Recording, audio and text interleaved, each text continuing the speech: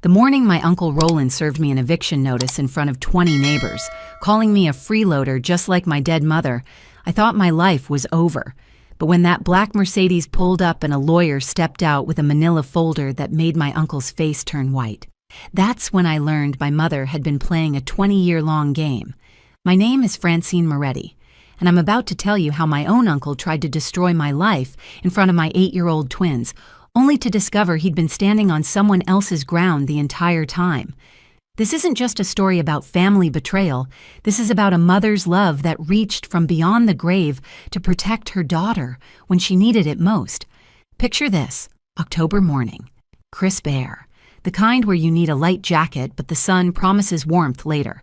I'm standing in my doorway in my dental scrubs, my twins Colby and Josie beside me in their school uniforms, and there's my Uncle Roland in his $1,000 Navy suit, holding a pink eviction notice like he's serving a warrant.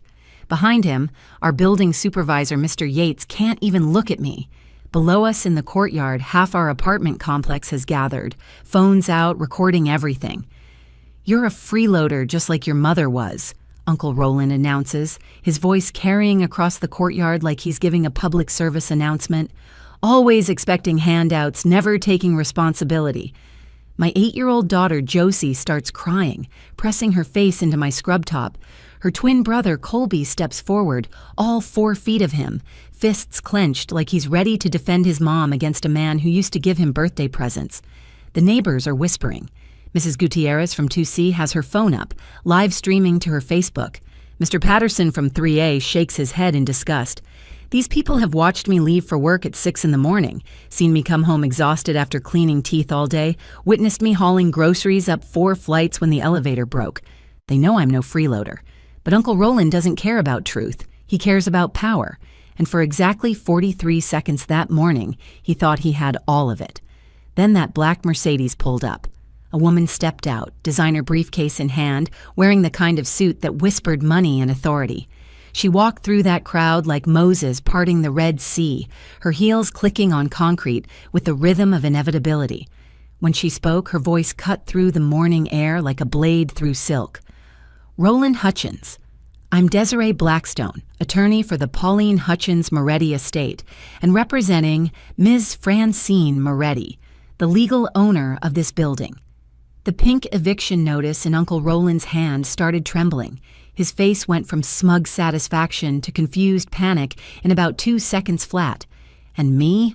I stood there holding my crying children, wondering if my mother, gone, 18 months now, had somehow just entered the chat.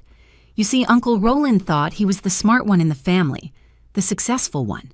The one with property and power and the ability to make his sister's daughter homeless with a piece of paper. But my mother, Pauline, the woman he'd called a dreamer, a failure, a nobody who died with nothing but debt. She'd been playing chess while he was playing checkers, and she'd made her final move before she even got sick. What Uncle Roland didn't know, what nobody knew except that lawyer standing in our courtyard, was that every single rent check he'd collected, every lease he'd signed, every dollar he'd made from that building over the past 15 years had been made on land he never owned. Land that belonged to my mother. Land that now belonged to me. But I'm getting ahead of myself. To understand how we got to that moment, to understand why my uncle's hands were shaking, and why that lawyer's briefcase held documents that would change everything, you need to know about the Hutchins family.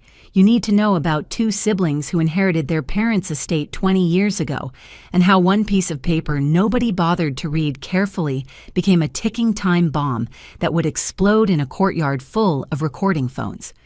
You need to know about my mother, Pauline Hutchins Moretti, who everyone thought died broke and beaten down by life, but who actually orchestrated the longest, most patient, most devastating checkmate in family history.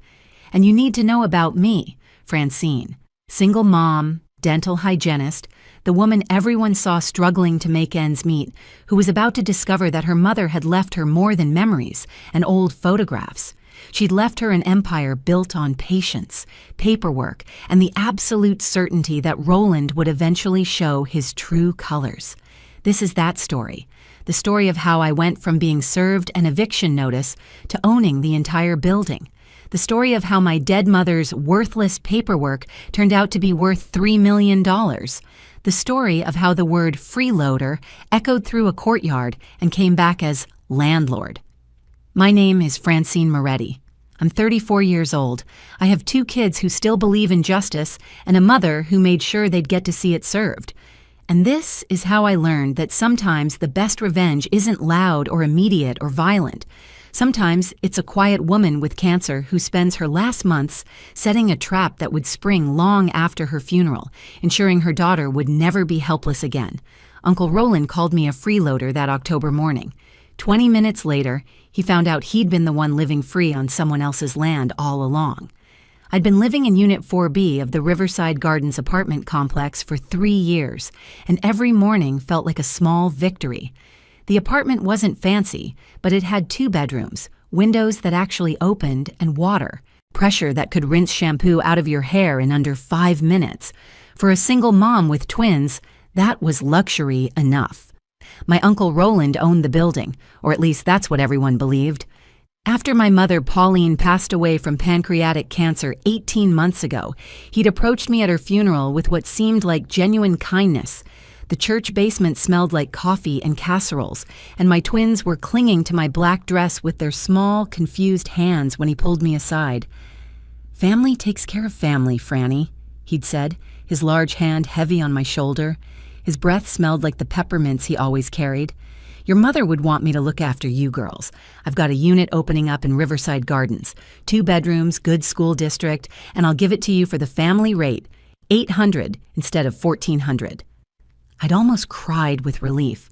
My ex-husband Drake had vanished to Arizona 6 months earlier with his 23-year-old fitness instructor girlfriend, leaving me with 2 kids, a pile of credit card debt he'd racked up, and child support payments that existed only in theory. I was making decent money as a dental hygienist at Dr. Henley's practice, but decent money doesn't stretch far when you're covering daycare, groceries, and all the mysterious fees that come with raising twins.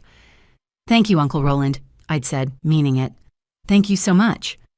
He'd patted my shoulder the way you'd pat a dog who'd finally learned to sit. "Just keep the rent coming on time, and we'll get along fine." The apartment had been a godsend. It was close enough to Lincoln Elementary that I could walk the twins to school before catching the bus to work. The building was mostly filled with elderly residents who treated Colby and Josie like honorary grandchildren. Mrs. Gutierrez taught Josie to crochet. Mr. Patterson helped Colby with his math homework. Miss Chen from 5B kept accidentally making too much food and bringing us plates of dumplings and noodles. Our unit faced the courtyard where someone had planted roses years ago. Every spring they bloomed in defiant red bursts, and Josie would beg me to cut just one for her room. I always said no because they belonged to everyone, but she'd stand at our window and watch them anyway, making up stories about fairy kingdoms hidden in the petals. The relationship between Uncle Roland and my mother had always been complicated, like a rope with too many knots to ever fully untangle. Growing up, I'd watch them argue at every family gathering. He was older by 5 years and never let her forget it.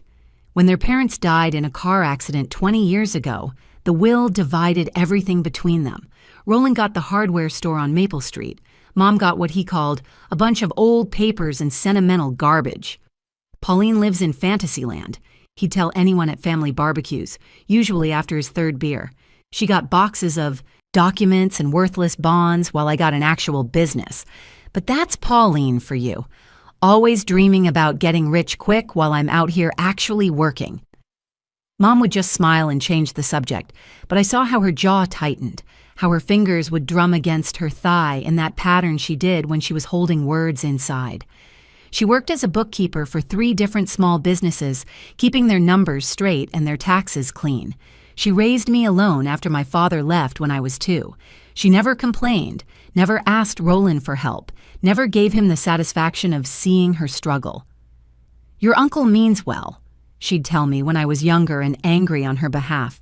"He just sees the world in very simple terms, assets and debits, winners and losers. Someday he'll learn that life is more complicated than that."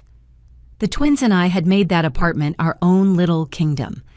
Colby had covered his side of the bedroom with dinosaur posters from the dollar store. Josie had strung fairy lights around her bed that I'd found at a garage sale. We had a tiny balcony where we grew tomatoes in old paint buckets I'd gotten from the maintenance room. The tomatoes usually came out lopsided and strange, but the kids would eat them in salads and declare them the best tomatoes in the world. Every Sunday, we had pancake breakfast at our small kitchen table. I'd bought it from Goodwill and spent a weekend sanding and repainting it white. The chairs didn't match, but nobody cared. Colby would always make smiley faces with his chocolate chips. Josie would insist on helping flip the pancakes, usually sending batter splattering across the stove. Those Sunday mornings made every long shift cleaning teeth worth it. I'd been keeping up with rent, paying Uncle Roland directly each month. He insisted on cash or check made out to him personally, not the building's management company. Easier for taxes, he'd said, and I hadn't questioned it. I needed that family discount more than I needed to understand his accounting methods. Every month, I'd hand him the check, he'd give me a receipt, and we'd pretend we were just tenant and landlord, not family with decades of complicated history between us. Life wasn't easy, but it was working. The kids were happy and healthy. I had a job and a home and neighbors who cared about us. We were making it work, one day at a time, one small victory at a time. I had no idea that Uncle Roland was about to try to tear it all down. I had no idea that my mother had seen it coming years ago and planned accordingly. I had no idea that the worthless papers she'd inherited were actually the foundation of everything Roland had built. But I was about to find out. Everything changed on a Thursday morning in October. The day started wrong from the beginning. My alarm didn't go off. Josie spilled orange juice all over her school uniform, and Colby couldn't find his library book anywhere. I was rushing around in my dental scrubs, making sandwiches with one hand and signing permission slips with the other when Dr. Henley called. "Francine, I need you here by 7:30, he said. "Mrs. Morrison needs an emergency root canal and she only trusts you to assist." I looked at the clock. 7:10. "I'll be there," I promised, shoving the sandwiches into brown bags. The doorbell rang just as I was grabbing my purse. Through the peephole, I saw Uncle Roland in his expensive navy suit, the one he wore to intimidate people. Mr. Yates stood beside him, looking uncomfortable and avoiding eye contact with the peephole, like he knew I was watching. I opened the door, already apologizing. "Uncle Roland, I'm running late. Can we talk tonight?" "This won't take long," he said, but his voice was different, louder, performance level loud. That's when I noticed the courtyard below was filling with people. Mrs. Gutierrez was there with her phone out. Mr. Patterson had stopped his morning walk. Even the teenage Rodriguez brothers, who usually slept until noon, were standing by the fountain, watching. "Francine!" Uncle Roland boomed, and I mean boomed, like he was announcing a boxing match. "I'm serving you with a 30-day eviction notice." The words hit me like ice water. "What? Uncle Roland, what are you talking about?" He held up a pink paper, waving it so everyone below could see. "You're 2 months behind on rent. I've been patient because you're family, but I'm not running a charity here." "That's a lie." The words burst out of me. "I gave you the checks personally, last month at your office. This month I handed it to you in the parking lot. You gave me receipts." "I have no record of any payments," he said, his voice still carrying across the courtyard like he wanted everyone to hear. "You're a freeloader, just like your mother was, always expecting handouts, never taking responsibility." Josie started crying immediately, that hiccuping sob 8-year-olds do when they're scared and confused. She grabbed my scrub top, burying her face in my side. "Mommy, what's happening? What's wrong?" Colby moved in front of us like a tiny bodyguard, his dinosaur backpack still on his shoulders. "Why are you being mean to my mom?" he demanded, looking up at Uncle Roland with eyes that were starting to fill with tears. "I'm not being mean, young man," Uncle Roland said, still in that carrying voice. "I'm being a businessman. Your mother needs to learn that life has consequences." More phones were out now. I could see them raised like little black rectangles, recording everything.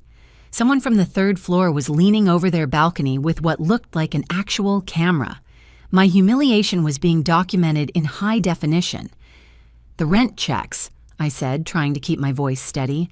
"I have the carbon copies at home. They were cashed, Uncle Roland. I can prove it. I saw them on my bank statement." "Then you can prove it to a judge," he said coldly. He turned to Mr. Yates. You're my witness that this was served properly." Mr. Yates nodded miserably, still not meeting my eyes. He'd fixed our garbage disposal last month, had coffee at my kitchen table while telling me about his new grandbaby. "But Uncle Roland," I tried again. "Where am I supposed to go? The kids, their school, my job." "Not my problem anymore," he interrupted. "The building's been sold.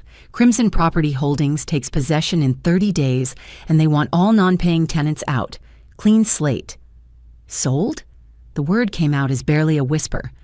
"You sold the building without telling anyone?" "I don't owe tenants explanations about my business decisions," he said, "especially tenants who don't pay rent." Mrs. Gutierrez called out from below. "This isn't right, Roland. That girl works 6 days a week." He ignored her, pressing the pink notice into my hands. The paper felt wrong, too heavy, like it was made of all my fears condensed into one rectangular sheet. 30 days, Francine," he said, "and don't bother calling me uncle anymore. Family privileges are revoked. Maybe this will teach you to be more like me and less like Pauline. She died with nothing but debt and broken dreams, and you're headed the same way." The crowd below had grown. I could hear their murmurs, some sympathetic, some shocked. Someone said, "That's his own niece?" Another voice said, "Those poor babies." Colby was crying now too, trying not to but failing, his little shoulders shaking. "We don't have to leave, do we, Mom? This is our home." Uncle Roland turned to walk away, then stopped and looked back. "You know what your problem is, Francine? You're too soft, too trusting, just like your mother. She never understood that business is business. Family is just a word people use when they want something for free." "My mother was worth 10 of you," I said quietly, but he was already walking down the stairs. The crowd parted for him. Nobody said anything directly to him, but I could see the disgust on their faces. Mrs. Chen actually turned her back on him. The Rodriguez brothers looked like they wanted to follow him, and not for good reasons. Mr. Yates lingered for a moment. "I'm sorry, Francine," he said quietly. "He made me come, said he'd fire me if I didn't witness it. I got grandkids to feed." "I understand," I told him, even though understanding and forgiving were two different things. After they left, I stood in my doorway for a moment, holding my crying children, feeling the eyes of the entire building on us. The pink notice in my hand might as well have been a neon sign reading, "Failure." Mrs. Gutierrez was the first to climb the stairs. "Don't you worry, mija," she said firmly. "We all know you pay your rent. We know what kind of man your uncle is. This isn't over." But standing there with my kids crying, my job waiting, and an eviction notice in my hand, it felt like everything was over. I had no idea that my mother had left me one last gift. I had no idea that Uncle Roland had just made the biggest mistake of his life. All I knew was that I had 30 days to figure out how to save my children's home, and I was going to fight with everything I had. The crowd slowly dispersed, but I knew the video was already spreading. By lunch, everyone in the building would have seen it. By dinner, it would probably be on social media. My uncle hadn't just evicted me. He'd done it in the most public, humiliating way possible. What he didn't know was that he'd also created witnesses. Lots of them. All with phones, all with recordings. And that was going to matter more than any of us realized. That evening, after the twins cried themselves to sleep, I sat on my bedroom floor surrounded by boxes. Not packing boxes, but my mother's boxes. The ones Uncle Roland had dropped off after her funeral with a dismissive comment about Pauline's junk.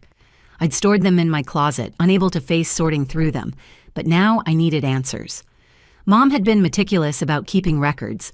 Every receipt, every document, every piece of paper that seemed remotely important went into labeled folders in waterproof containers.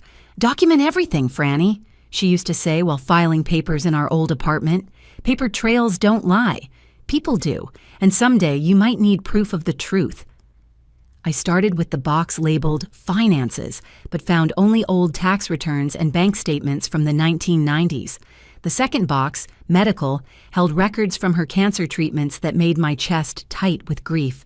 But the third box, labeled Insurance, felt different the moment I opened it.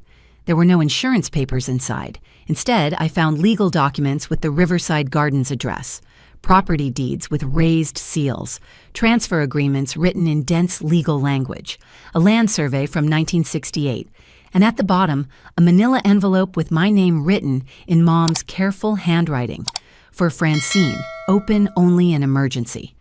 Inside the envelope was a business card, Desiree Blackstone, estate attorney, with a phone number and a note in Mom's handwriting. Call only if Roland betrays you. She has everything else you'll need. My hands shook as I read through the property documents. The language was complex, but one thing became clear. The land beneath Riverside Gardens was held by something called PM Holdings, LLC. The building itself was owned by Roland Hutchins, two separate entities, two separate ownership structures. I looked at the clock. 10:15 p.m. Too late to call a lawyer, but I dialed anyway, expecting voicemail. A crisp voice answered immediately. Ms. Moretti, I've been expecting your call for 18 months. You have? I gripped the phone tighter. Who are you? How do you know me? I represent your mother's estate. She retained me 3 years ago when her diagnosis became terminal. I have a complete file waiting for you. Can you meet tomorrow morning? 8. Sharp? Bring those documents you just found and any eviction papers your uncle served. How did you know I found documents? I asked, thoroughly spooked now.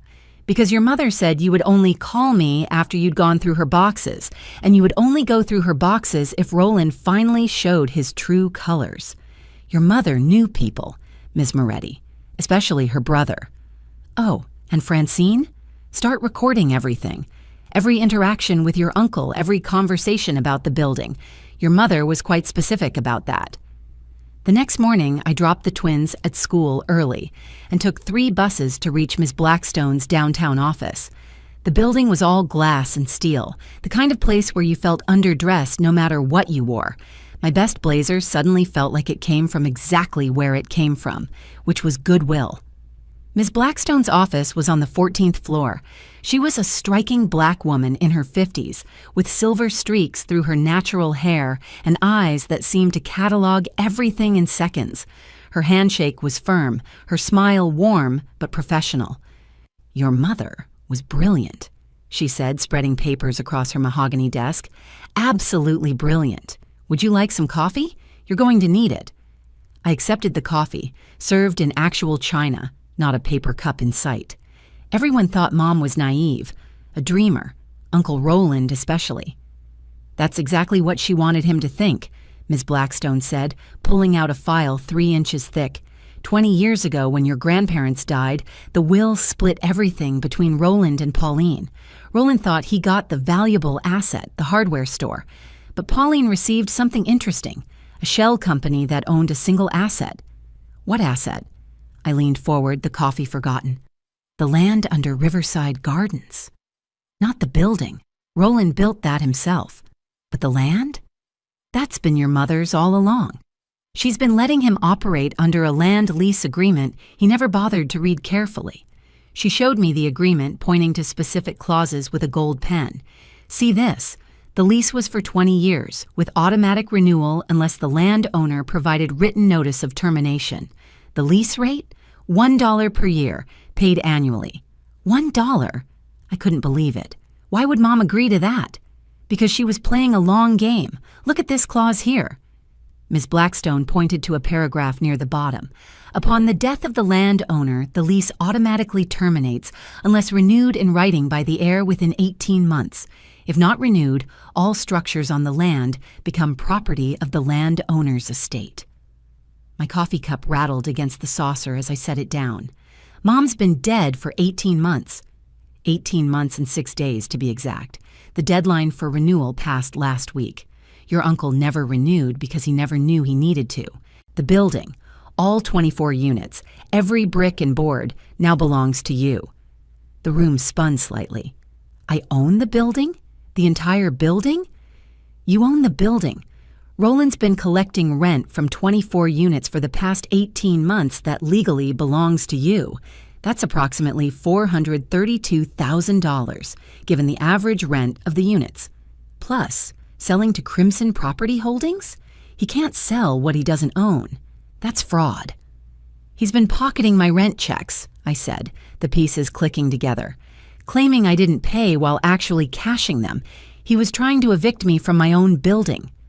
Your mother predicted this would happen, Ms. Blackstone said, pulling out another document. She left very specific instructions. She knew Roland would eventually try to hurt you, and she wanted to make sure that when he did, you'd have everything you needed to fight back. She handed me a letter in my mother's handwriting. I recognized her neat script immediately.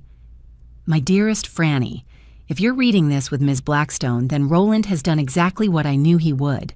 I'm sorry you're hurting, but don't be afraid. I've spent 3 years setting this up. Roland never reads contracts, never questions agreements if they seem to benefit him. He assumed the land lease would continue forever. He assumed wrong. Everything I did was to protect you and the twins. The building is yours. The law is on your side, and Ms. Blackstone has all the ammunition you need. Be strong, my love. Mom. I wiped tears from my cheeks. What do we do now? Ms. Blackstone smiled, and it was the smile of someone about to enjoy their job very much. Now we prepare to serve your uncle with papers of our own, but we're going to do it properly, publicly, with witnesses. He humiliated you in front of your neighbors. It's only fair he learns the truth the same way. When? I asked. He mentioned Crimson Property Holdings takes possession in 30 days. I think we should meet him when he comes to finalize that sale, with Mr. Crawford from Crimson present. In fact, let me call Crimson right now and let them know there's a small issue with their purchase. As she reached for her phone, I thought about my mother. Quiet, hard-working Pauline, who everyone underestimated, who spent her last years setting up the most elaborate trap while dying of cancer, who knew her brother's greed would eventually turn on his niece and prepared accordingly.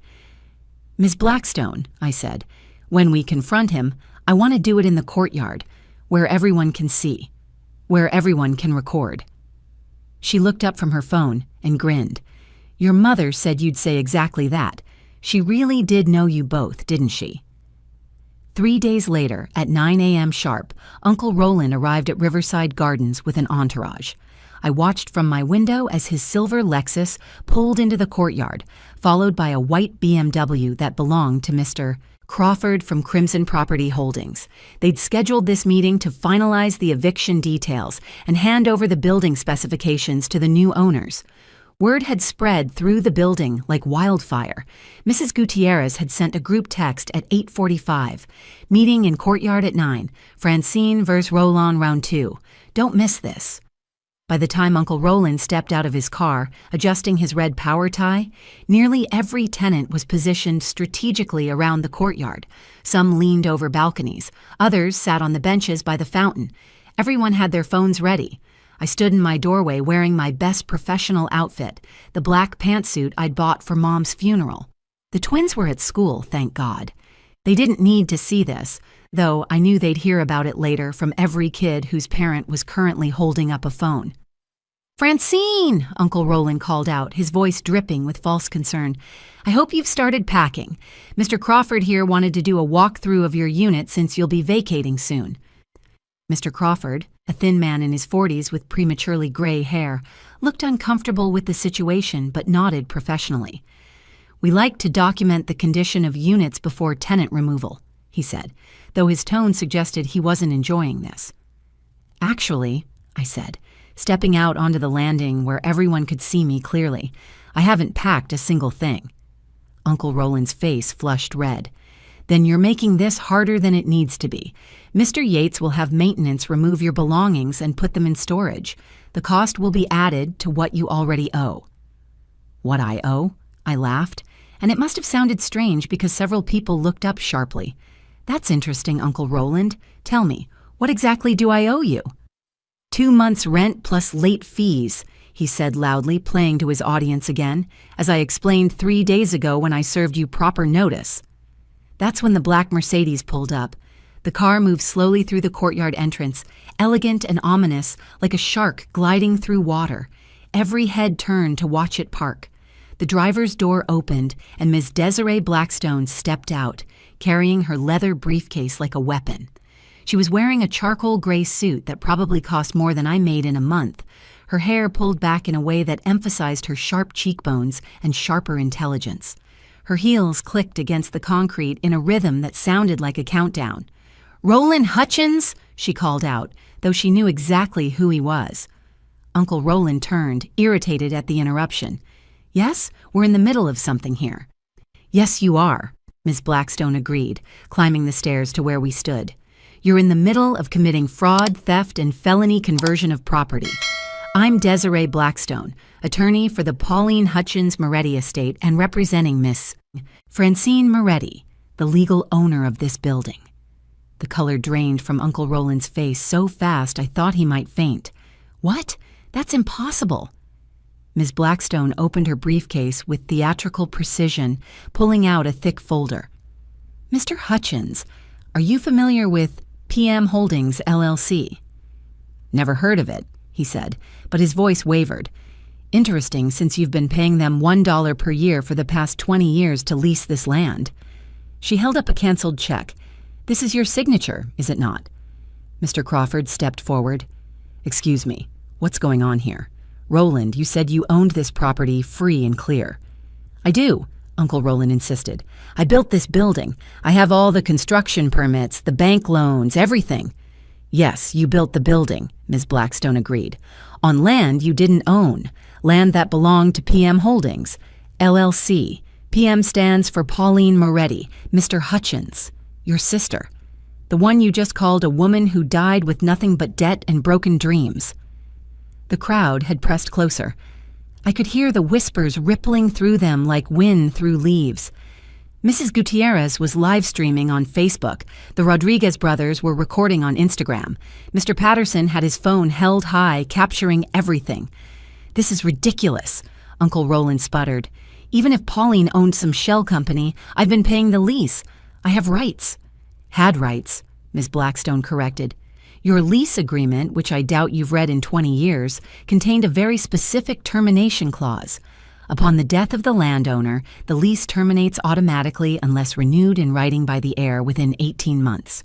Pauline Moretti died 18 months and 6 days ago. You never requested renewal. The lease is terminated." She pulled out another document. "Furthermore, according to paragraph 16, subsection C, upon lease termination, all structures and improvements on the land become property of the landowner's estate. In simple terms, Mr. Hutchins, the building you constructed now belongs entirely to Ms. Francine Moretti." Uncle Roland's hands were shaking now, the confident businessman facade cracking like cheap plaster. "You can't do this. I'll sue. This is entrapment." "Entrapment?" Ms. Blackstone's eyebrow arched. "You mean like falsely claiming your niece didn't pay rent when you were cashing her checks?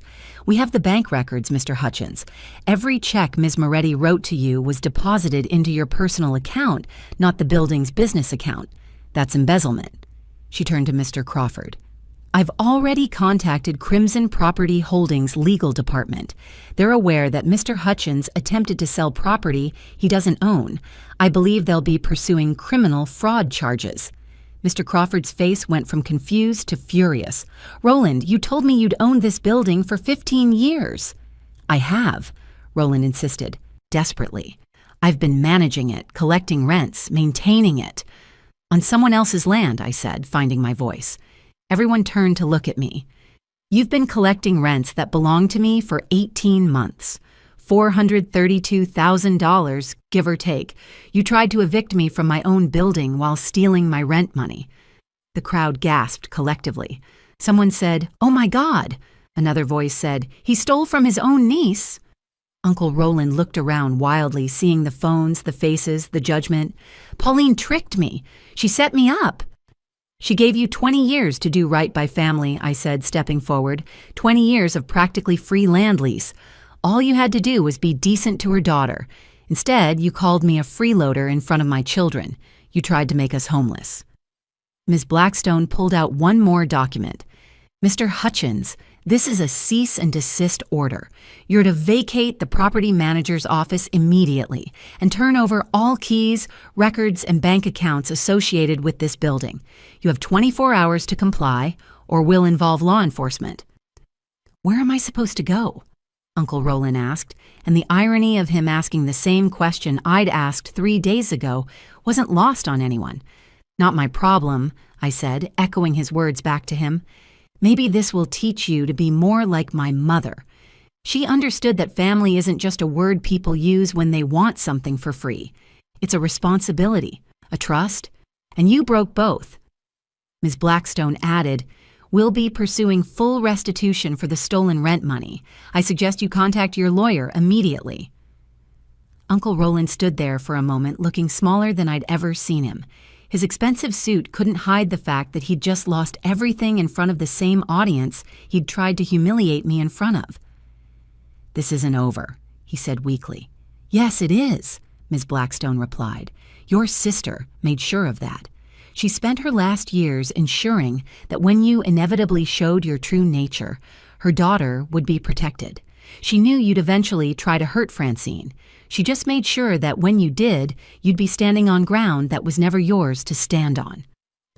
Uncle Roland turned and walked toward his car, every step filmed by dozens of phones. Mr. Crawford followed, already on his phone with what sounded like Crimson's legal department. The word fraud carried clearly across the courtyard. As his car pulled away, Mrs. Gutierrez started clapping. Then Mr. Patterson joined.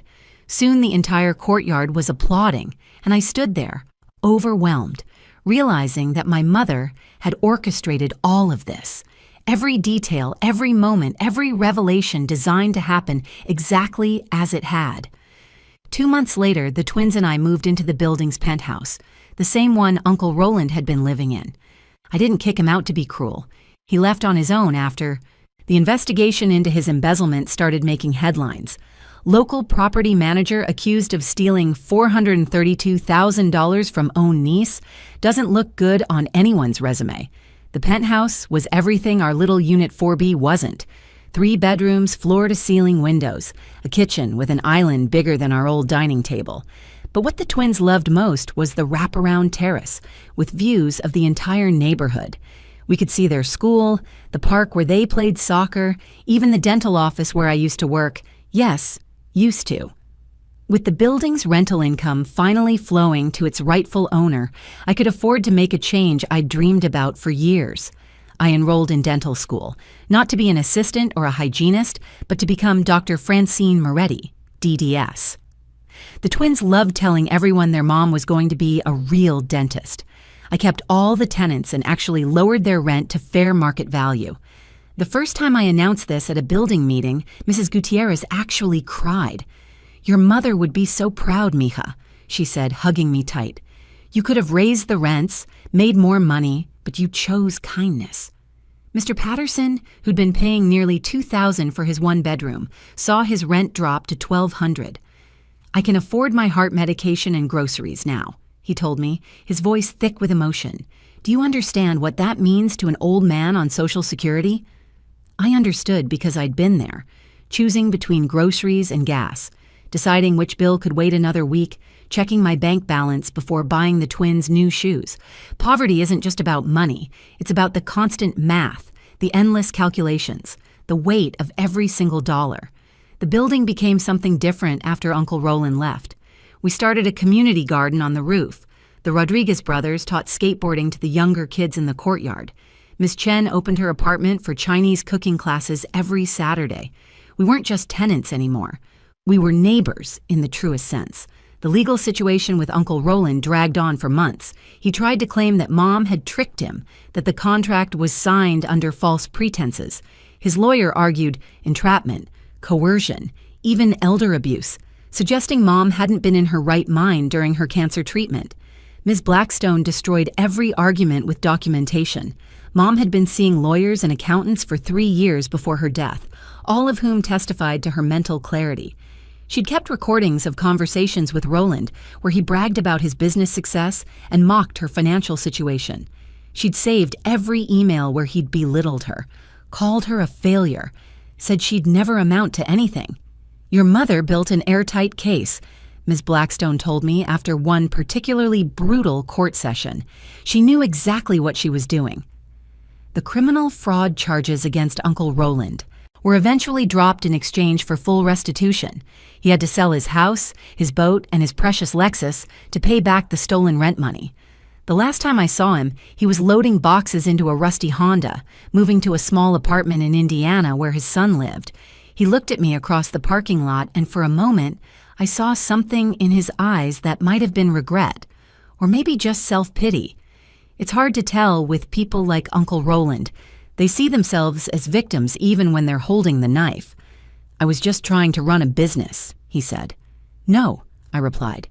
"You were trying to destroy your sister's daughter to feel powerful. There's a difference." The twins and I planted a real garden on the penthouse terrace. Not just tomatoes in paint buckets, but raised beds with vegetables, herbs, and flowers. Josie planted sunflowers that grew taller than she was. Colby grew pumpkins that we carved for Halloween. We invited all the kids in the building to help, and soon our terrace was the unofficial community center. One evening, while the twins were doing homework and I was studying for my anatomy exam, Josie asked the question I'd been waiting for. "Mom, why did Grandma let Uncle Roland be mean to her all those years if she owned the land?" I put down my textbook and really thought about it. Sometimes, baby, the greatest power is in patience. Grandma knew Uncle Roland would show his true colors eventually. She couldn't change who he was, but she could protect us from him. "Like a superhero?" Colby asked, looking up from his math worksheet. "Like a superhero who fought with papers instead of punches." I laughed. Grandma knew that real strength isn't about being loud or mean or controlling people. It's about being smart, patient, and protecting the people you love. "Is that why you didn't make Uncle Roland homeless?" Josie asked. "Even though he tried to make us homeless?" "Exactly," I said. "We don't become better people by copying the worst behavior we see. We become better by choosing to be kind even when we have the power to be cruel." Ms. Blackstone had given me one final envelope from Mom after everything was settled. Inside was a letter I'll treasure forever. "My dearest Franny, if you're reading this, then everything worked out as I planned. I'm sorry I couldn't tell you about this while I was alive, but Roland would have found a way to interfere if he'd known. You probably have questions about why I let him treat me poorly all those years. The truth is, I needed him to believe he'd won. I needed him to feel superior and safe, because comfortable people get sloppy, and sloppy people don't read contracts. The building is yours, but more importantly, the lesson is this. Never let anyone make you feel small for being kind. Never let anyone shame you for needing help. And always, always keep your paperwork. You are stronger than you know, smarter than you believe, and more loved than you could ever imagine. Take care of those babies. Take care of the tenants. And remember, the best revenge against cruel people isn't cruelty in return. It's success, happiness, and the knowledge that their power was always an illusion. All my love, Mom. P.S. Check the property tax records for the hardware store Roland was so proud of. I own that land too. He's been good about paying that lease, so let him keep running it. Unless he does something else cruel, then you know what to do. I laughed through my tears. Even in death, my mother had contingency plans for contingency plans. We renamed the building 6 months later. The sign installation was a community event. Everyone gathered in the courtyard as the workers unveiled the new marquee. Pauline Gardens, a community of second chances. Mrs. Gutierrez made tamales. The Rodriguez brothers performed skateboard tricks. Ms. Chen taught the kids to fold origami flowers. It was the kind of gathering my mother would have loved, full of different people coming together, sharing food and laughter. Uncle Roland's eviction notice still hangs in my kitchen, framed between Josie's honor roll certificate and Colby's soccer trophy. Not as a trophy of revenge, but as a reminder that sometimes the person calling you a freeloader is actually the one living on borrowed ground. Sometimes the papers they wave in your face become the evidence of their own downfall. And sometimes a mother's love extends beyond death, reaching through years and legal documents to protect her daughter when she needs it most. Every family has its Roland, someone who mistakes cruelty for strength, greed for success, volume for authority. They humiliate you in public, tear you down in front of your children, try to make you feel worthless and small. But if my mother taught me anything, it's that real power isn't in the loud voice or the pink eviction notice or the expensive suit. Real power is in the quiet preparation, the documented truth, and the patience to wait for the perfect moment to reveal that the ground beneath a bully's feet was never really theirs at all. Real power is in teaching your children that kindness isn't weakness, that helping others isn't foolish, and that family should be a source of strength, not shame. The twins are thriving now. Josie joined the drama club and plays a mean Lady Macbeth. Colby's soccer team made it to regionals. They both helped me study for my dental exams, quizzing me with flashcards over dinner. They don't flinch anymore when someone mentions eviction or lawyers or family betrayal. They've learned that sometimes the worst moments in your life are just the setup for something better. I graduate from dental school in 3 years. Ms. Blackstone has already offered to help me set up my practice. Your mother would want you to own your own business, she said. On your own land, naturally. The building runs itself now, everyone paying their fair rent on time, everyone looking out for each other. We have movie nights in the courtyard during summer. We shovel each other's walks in winter. We're the kind of community Uncle Roland never understood, one built on mutual respect instead of power dynamics. And sometimes, late at night, when I'm studying and the twins are asleep, I swear I can feel my mother's presence. Not in a ghostly way, but in the security of owning our home, in the respect of our neighbors, in the knowledge that she saw all of this coming and made sure we'd be okay. Uncle Roland thought he was the smart one, the successful one, the one who understood how the world really worked. But my mother, the quiet bookkeeper with her boxes of worthless papers, understood something he never did. She understood that true wealth isn't measured in dollars or properties or the ability to humiliate family members in public. True wealth is in the love you leave behind, the protection you provide even after you're gone, and the absolute certainty that no one can ever call your daughter a freeloader when she's standing on ground you secured for her with patience, planning, and a 20-year-old contract that nobody else bothered to read. Thank you for watching this story. If it resonated with you, if you've ever had a family member try to tear you down only to discover you were stronger than they thought, please hit that like button.